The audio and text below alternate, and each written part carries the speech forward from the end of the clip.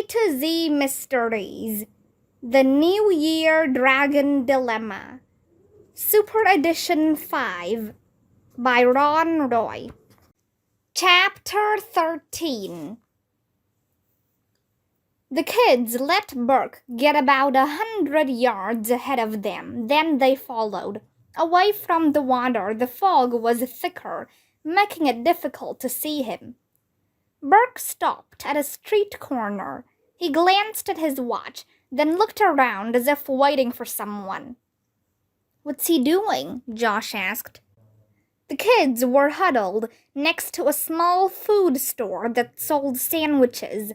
Delicious smells came through the open window. Burke looked at his watch again, then leaned against a sign. "Oh my gosh, look!" Ruth Rose said. The sign Burke was leaning on said, "Cable car stop." "He's gonna get on a cable car," Josh said. Just then they heard a rattling noise. A cable car was headed down the street, slowing. Burke raised an arm, and the car stopped. They saw him leap on. "We have to get on too," Dink said. "Let's go." "But he'll see us," Josh said. "Not if we get on the back," Dink said. "See, there's a little platform. Run." The kids sprinted and jumped onto the cable car just as it began moving. The car was crowded, and they hid behind a bunch of tourists with cameras and maps clutched in their hands. "Can you see him, Josh?" Dink asked. Josh was the tallest of the three.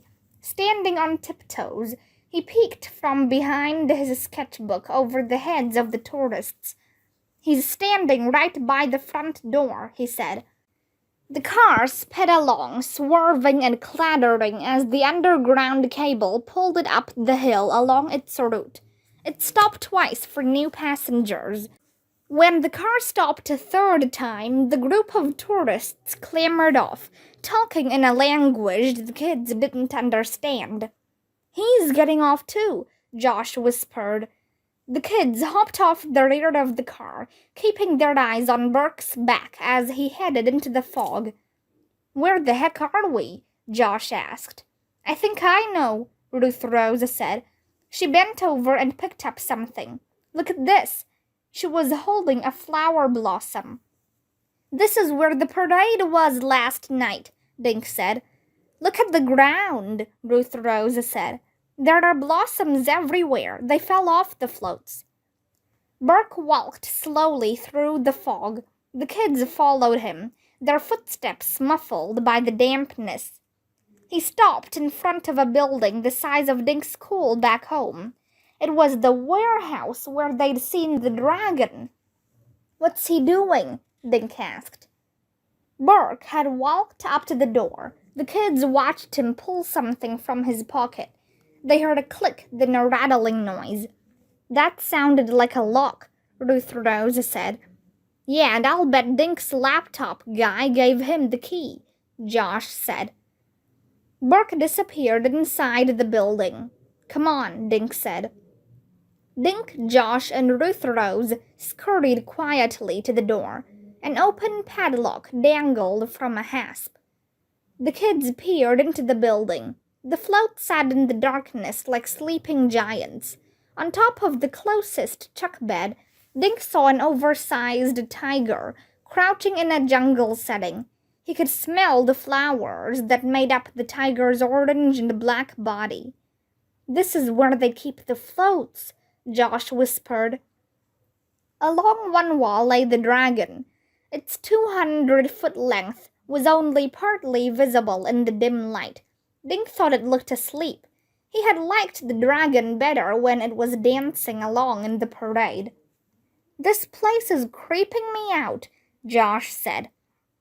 The three kids stepped inside. Josh pulled the door partly closed behind them. He folded his sketchbook and used it to wedge the door open a couple of inches. "What are you doing?" Dink whispered. "I hate dark places," Josh said. "My pad will let in a little light." They stood to let their eyes adjust. Looking around, Dink saw no windows. Then He felt a hand grab his arm. Ruth Rose pulled Dink down and whispered in his ear, "Look over by the dragon. I think I saw a light." Tiptoeing, the kids headed toward that side of the massive space. As they drew closer, they could see Burke crouched by the dragon's head. In one hand, he held a flashlight.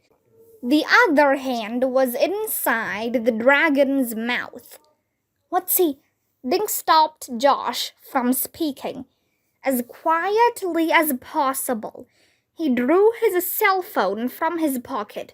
Getting down on his knees, Dink crawled toward the dragon.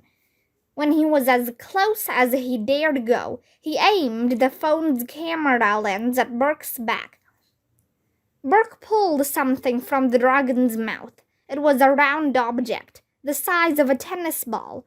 He turned his light on the object, and it blazed red. It was the ruby.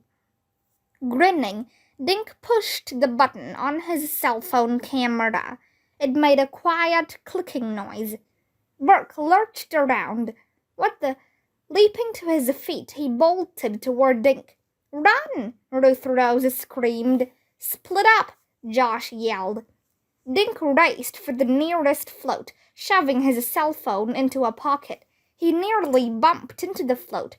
Looking up, he saw the tiger leering down at him. Dink crawled under the truck bed and made himself as small as he could behind one of the rear tires. Some of the flowers and vines that made the tiger's jungle hung down over the sides of the truck. Dink felt hidden, but he knew Burke could find him with his flashlight. He wondered where Josh and Ruth Rose were hiding. Suddenly, an ear-splitting whistle pierced the air. "Police! Freeze!" a voice shouted. Dink peered out from under the truck. If the police were here, he was getting out of this place right now. He sprinted for the door as fast as his trembling legs would take him. Somebody grabbed him as soon as he had cleared the door. It was Josh, who pulled Dink out of the way. Then Ruth Rose slammed the door shut and snapped the padlock. She turned and grinned at Dink. "Josh and I made a plan when you went to take the guy's picture," she said. But the police, the whistle," Dink stammered. Ruth Rose held up her Swiss Army knife. From it dangled a tiny teddy bear and a shiny police whistle. "That was me," she said. "I was hoping Burke would think I was the police and hide, and you'd run outside." She dropped her knife into her backpack. "And you did." Josh picked up his bent sketchbook. "Now use that cell phone of yours and call the real police," he said.